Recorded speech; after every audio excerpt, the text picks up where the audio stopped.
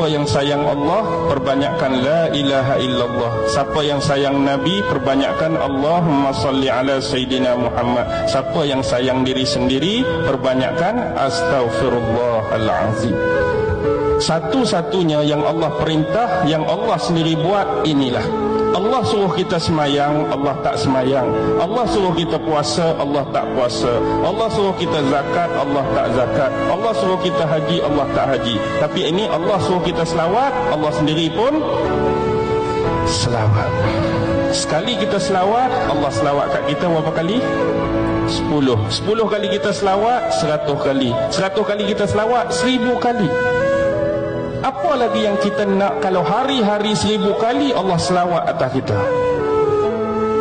Tapi dah kita tak mau, kita abaikan selawat, kita lalaikan selawat, kita lekakan selawat. Kalau orang tahu fadilat dan kebesaran selawat, orang pasti tak akan meninggalkan selawat. Selain hubungan silah kita dengan Nabi Muhammad sallallahu alaihi wasallam, antara umat yang dia paling kasih ialah umat dia yang memperbanyakkan bacaan selawat atas dia. Siapa yang